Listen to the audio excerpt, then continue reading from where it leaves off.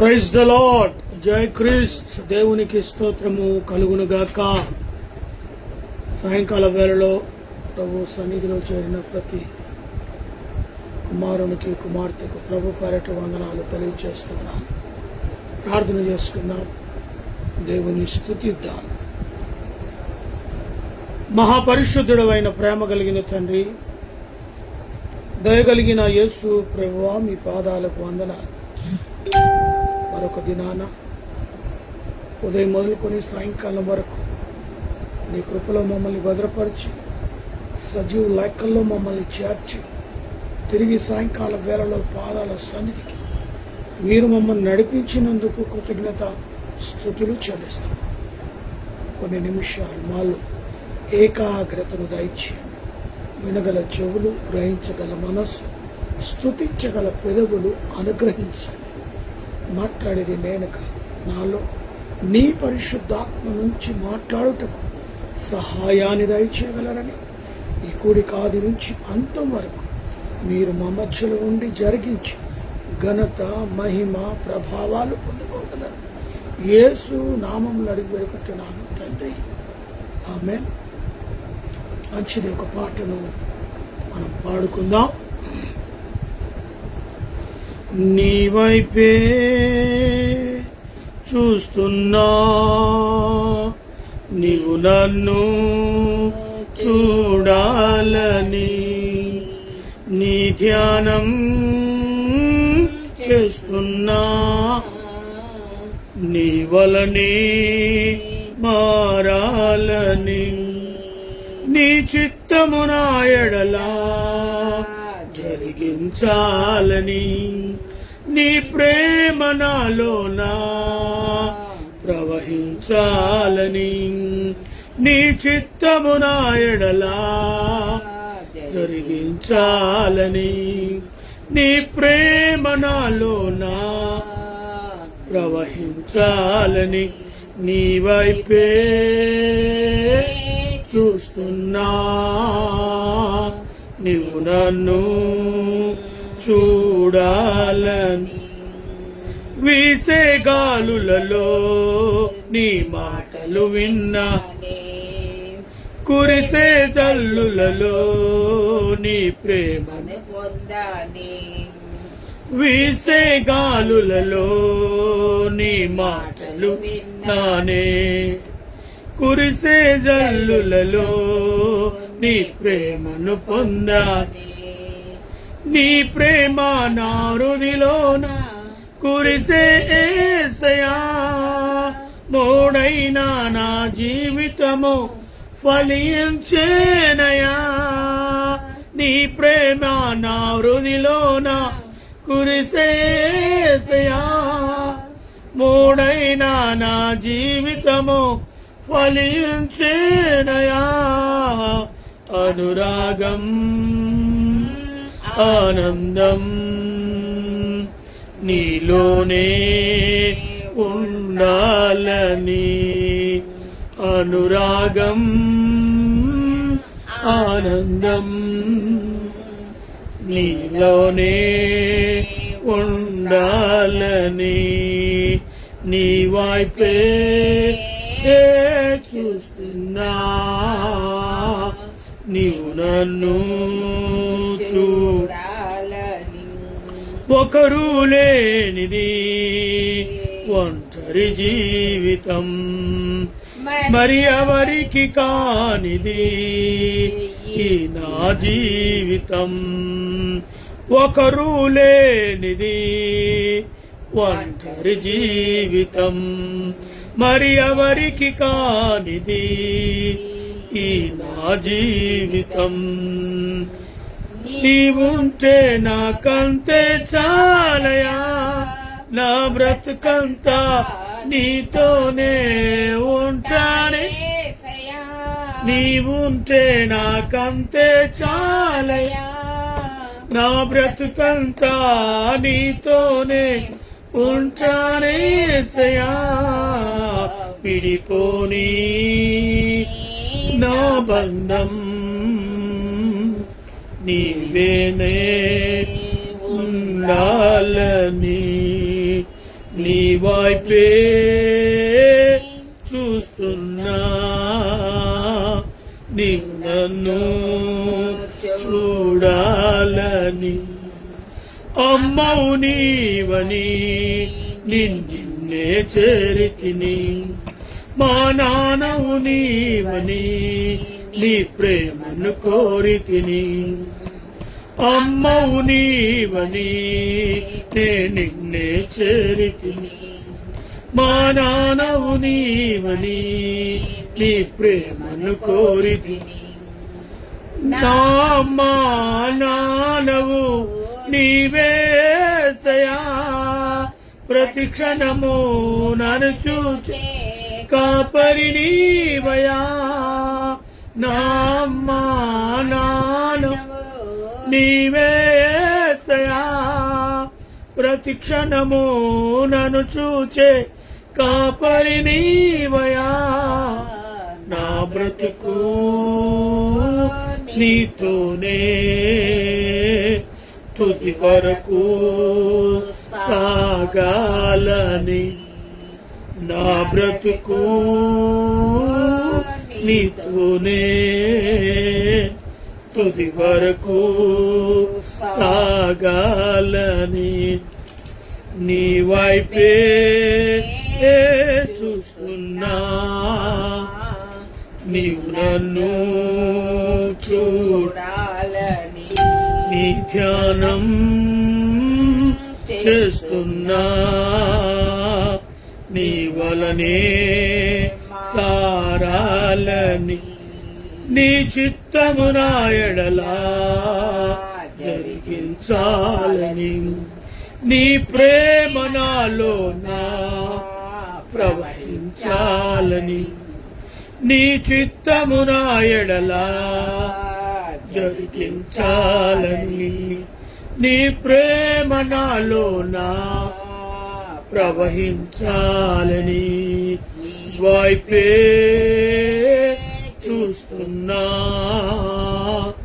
నీవు నన్ను చూడాలని. హల్లెలూయా. దేవునికి స్తోత్రము కలుగునుగాక. నేటి దిన వాక్యము అపోస్తలుడైన పౌలు తెస్సలోనికలు, మొదటి తెస్సలోనికలు రాసిన 5వ అధ్యాయంని మనము కొన్ని నిమిషాలు ఆ యొక్క అధ్యాయాన్ని ధ్యానిద్దాం, లేదా నెమరు వేసుకుందాం, లేదా తిరిగి జ్ఞాపకం చేసుకుందాం. ఎన్నో మార్లు చదివి ఉంటాం. ఆయా సమయాల్లో ఆ మెసేజ్ కూడా విని ఉంటాం. కానీ తిరిగి దానిని నెమరు వేసుకోవడం మన ఆత్మీయ జీవితానికి ఎంతో లాభకరమై ఉన్నది. అందుకని అధ్యాయాన్ని చూద్దాం. సహోదరులారా, ఆ కాలమును గురించి, ఆ సమయమును గురించి మీకు రాయనక్కర్లేదు. రాత్రి వేళ దొంగ ఎలాగూ వచ్చునో అలాగే ప్రభు దినము వచ్చునని మీకు బహుగా తెలియను. మెలకువతో ఉండటానికి దేవుడు మనకిచ్చిన హెచ్చరిక. దొంగ ఎలాగూ వచ్చునో అలాగే ప్రభు దినము వచ్చునని బహుగా తెలుసంట. అనేక మార్లు వాక్యాన్ని విన్నాం. ప్రభు రాకడ గురించి ఎలా వస్తాడు, దొంగ ఫోన్ చేసి రాడు, చెప్పి రాడు. దొంగతనం చేయడానికి వాడు అనుకూలమైన సమయాని కొరకు వేచి చూస్తూ ఆ ఇంటిని దోచుకుంటాడు. అలాగే లోకానికి మనిషి కుమారుడు రావటానికి కూడా ప్రభు దినము అలాగే వస్తుందట. అకస్మాత్తుగా. ఎలా? అకస్మాత్తుగా. మనం అనుకోవచ్చు మన ఇంటికి ఎవరు రాడని, చెప్పలేం. ఏ సమయమైనా పడవచ్చు. అలాగనే ప్రభు దినము కూడా ఆ దొంగ వలె అకస్మాత్తుగా లోకానికి ప్రత్యక్షం కావచ్చు. ఆ తర్వాత లోకులు నెమ్మదిగా ఉన్నది భయమేమూ లేదని చెప్పుకొనుచుండగా గర్భిణీ స్త్రీకి ప్రసవ వేదన వచ్చునట్లు వారికి అకస్మాత్తుగా నాశనము తటస్థించును గనక వారెంత మాత్రమునో తప్పించుకొన లేరు. అక్కడ గర్భిణీ స్త్రీని కూడా దేవుడు 9 మాసాలు మోసిన తర్వాత ఏ సమయమైనా ఆ స్త్రీ, గర్భిణీ స్త్రీ నొప్పులు కలవచ్చు. ఆ బిడ్డ రావటానికి మునుపు భయంకరమైన పరిస్థితి ఆ స్త్రీ ఎదుర్కొనై ఉన్నది. అవసరం అనుకుంటే తన ప్రాణం కూడా పెట్టే స్థితిలోకి ఆ గర్భిణీ స్త్రీని కూడా దేవుడు అకస్మాత్తుగా నాశనము తటస్థించినట్టుగా వారెంత మాత్రమునో తప్పించుకొనలేదు. ఆ తర్వాత సహోదరులారా, ఆ దినము దొంగవలే మీ మీదికి వచ్చుటకు మీరు చీకటిలో ఉన్నవారు కారు.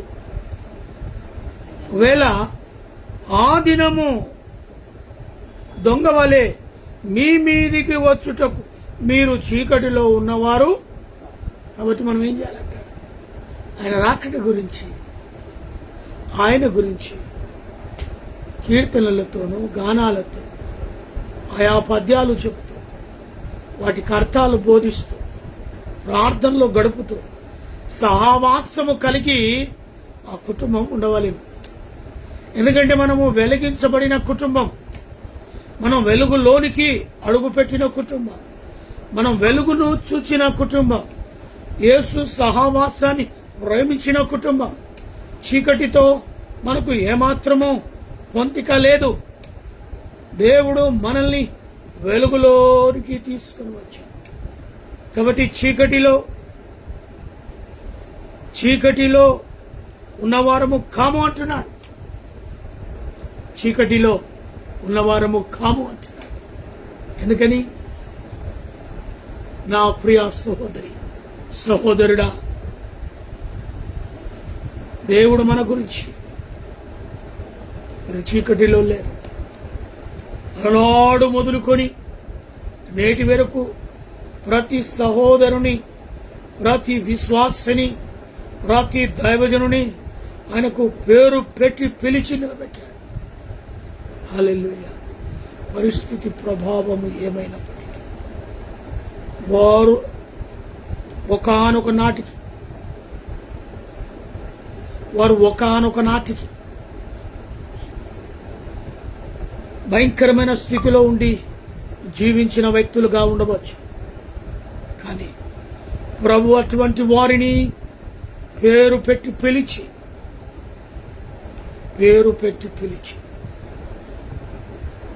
ప్రభు సొత్తుగా నిలబెట్టాడు. వారి చీకటి మయాన్ని నాశనము చేసి వెలుగును వారి మీద ప్రకాశింపచేసి వారు వెలుగులో నిలబడేలాగా వెలుగును ధరించి వెలుగులో నడిచే స్థితిని దేవుడు వారికి అనుగ్రహించాడు. హల్లెలూయా.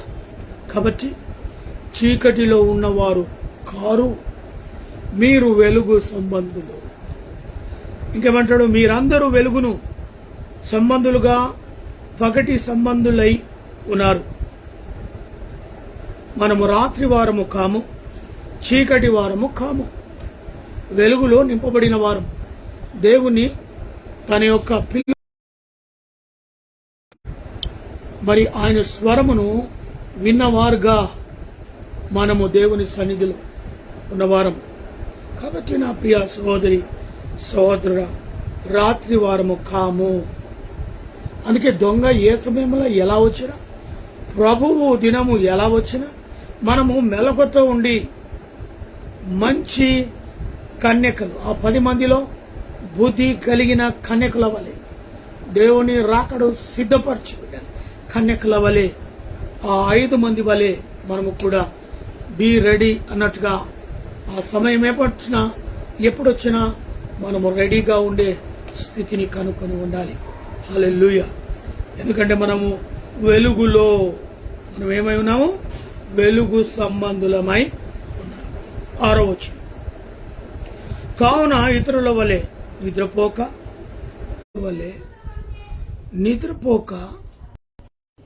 మెలకుగా మెలకుతో ఉంటేనే ప్రభువును మనం చూడగలుగుతాం, ప్రభు స్వరాన్ని వినగలుగుతాం. కాబట్టి మనం మెలకుతో ఉండాలి. మెలకుతో. మాకు ఇక్కడ కరెంటు పోయింది కాబట్టి లైవ్లో ఉన్నవారు సహకరించండి. కొంచెం ఇక్కడ చూస్తే మనము పగటి వారమై ఉండవలను కనుక మత్తులై ఉండకుండా విశ్వాసము, ప్రేమను, వైరమును, రక్షణ నిరీక్షణ స్థిరస్త్రావణం ధరించుకునవలెను. ఇక్కడ మెలకుతో ఉండి మరి నిద్రపోకుండా రాత్రి వేళ మరి మత్తులుగా ఉండక, ఈరోజు జరిగేది అదే. మత్తులై ఉంటారు, మత్తులై జీవిస్తారు, మత్తుల్లో నింపబడతారు. దానికి చాలా దగ్గరగా జీవితం జీవిస్తారు. దేవుని రాకడను ఎదురు చూసి బిడ్డలుగా ఉండాలట. మత్తులై పండుకొని కడపార భుజించి ఇలాంటిది కాదు. అందుకే ఇంకేమంటాడు? విశ్వాసము, ప్రేమను మైమర్చిపోవద్దు. విశ్వాసము, ప్రేమ మత్తులై ఉండక క్రీస్తు కొరకు కనిపెట్టే వారులుగా ఉండాలి అట. మరి రక్షణ నిర్లక్ష్యం చేయొద్దు. నువ్వు ఉచితంగా పొందిన రక్షణ, నువ్వే వెల కట్టలే. రక్షణకు ఇంతని దేవునికి ఫీజు ఇవ్వలే. ఉచితమైన రక్షణ దేవుడు నీకు ఇచ్చాడు. కేవలం ఎందుకో తెలుసా? ఆయన రక్తంలో నువ్వు కడగబడి ఆయన నిన్ను ప్రేమిస్తున్నాడు కనుక ఆ రక్షణ ఉచితమైనది. ఉచిత రక్షణను నిర్లక్ష్యం చేయకు. మత్తులై పడుండక దేవుని రాకడను కనిపెడుతూ ముందుకు వెళ్ళాలి. ఇంకేమంటాడు అక్కడ? అంతేకాకుండా ఎందుకనగా మన ప్రభు అయిన యేసు క్రీస్తు ద్వారా రక్షణ పొందుటకే దేవుడు మనలను నియమించును గాని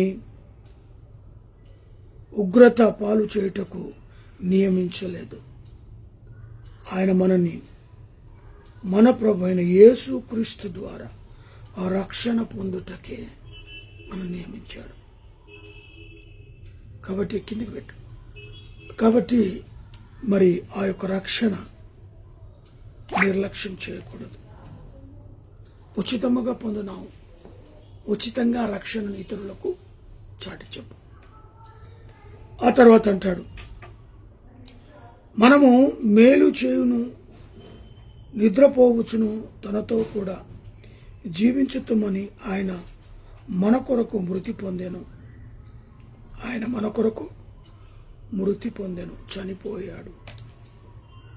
కాబట్టి మరిప్పుడు చేయుచున్నాము గాని ఒకరినొకడు ఆదరించి ఒకరినొకడు అభివృద్ధి కలగా చేయుడి. క్షమాపణ. ఒకరినొకడు ఏం చేయాలట? క్షమించుకోవాలి. నేను ఏ విధంగా ఇతరులను తండ్రి వీరేమి చేయుచున్నారో వీరు వెరగరగరక వీరు క్షమించు. కాబట్టి ఆ క్షమాపణ కలిగి నువ్వు ఇతరుల పట్ల ఒకరినొకడు క్షమించగలగాలి అంటే యేసు ప్రేమ నీలో ఉండాలి. ఆ ప్రేమకు మాత్రమే సాధ్యమవుతుంది, అందరికీ కాదు. అది యేసు ప్రేమను ఎవరైతే ధరిస్తారో, క్రీస్తుని ఎవరైతే ధరిస్తారో వారికే ఆ క్షమాపణ హృదయం వస్తుంది. అందరికీ రాదు. నటిస్తారు. మిగతా వాళ్ళు ఏం చేస్తారు? నటిస్తారు. క్షమించినట్టుగా, ఆయన మార్గంలో నడిచినట్టుగా, ఆయన మాటకు లోబడినట్టుగా నటిస్తారు. తెలుసు ఎవరు నటనలు, ఎవరు దేవుని నిజంగా ప్రేమించే మాట మీద నడుస్తున్నానికి తెలుసు. సర్వాన్ని సృష్టించిన సృష్టికర్తకు నీ గురించి, నా గురించి సమస్తం తెలుసు, ఈ నటన జీవితం అని గురించి. మరియు సహోదరులారా, మీలో ప్రయాసపడుచు ప్రభువునందు మీకు పైవారై ఉండి మీకు బుద్ధి చెప్పిన వారికి మన్నా చేసి వాని పనిని బట్టి వారికి ప్రేమతో మిక్కిలి ఘనముగా ఎంచవలనని వేడుకొనుచున్నాం. ఇక్కడ దేవుని పరిచారకులు ఒకరినొకడు ఏమై ఉండాలట? సమాధానముగా ఉండాలి. సమాధానము లేని స్థితిలో చాలా కుటుంబాలు ఉన్నాయి, చాలా స్నేహితులు ఉన్నారు, చాలా రక్త సంబంధులు ఉన్నారు. సమాధానం లేదు. ఒకని పట్ల ఒకనికి ద్వేషము, పగ, కక్ష. మళ్ళీ క్రీస్తును అనుసరించినట్టుగా చర్చికి వెళ్తారు. అమ్మో, రకరకాలైన చర్చికి వెళ్తారు. ఇక్కడ ఆత్మీయత పొందాలని, అక్కడ ఆత్మీయత అబ్బా, వారి ప్రయాసము ఎంతగా చూడాలి, కానీ లోపటున్నా అది మాత్రం పోదు. అది అలాగనే ఉంటుంది. ఎన్ని సంఘాలకు వెళ్ళినా, ఎన్ని సహవాసకులు వెళ్ళినా, ఎన్ని కూడికలకు వెళ్ళినా వారిలో సమాధానముగా ఉండదు. హృదయం కక్ష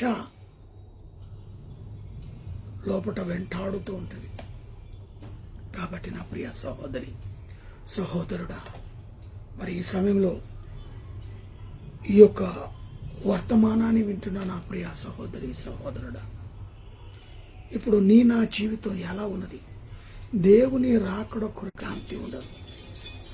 అలా మనము ఒకరినొకరు శాంతి కలిగి, సమాధానం కలిగి జీవించాలని ప్రభు పేరట మనవి చేస్తూ, కరెంటు లేదు కాబట్టి నేను ఈ వాక్యాన్ని ముగిస్తూ తిరుగు మరి నెక్స్ట్ కంటిన్యూ చేద్దాం. ప్రార్థన చేసుకుందాం. ప్రేమ నమ్మకము గల ప్రియ పరలోకపు తండ్రి, దివ్యమైన నీ వాక్యాన్ని ధ్యానించడానికి ఇచ్చిన సమయాన్ని బట్టి స్తోత్రాలు. వాక్యం విత్తబడ్డది, ఎంతో మంది హృదయాలను ఈ వాక్యము నీరు కట్టి ఫలింపచేయండి.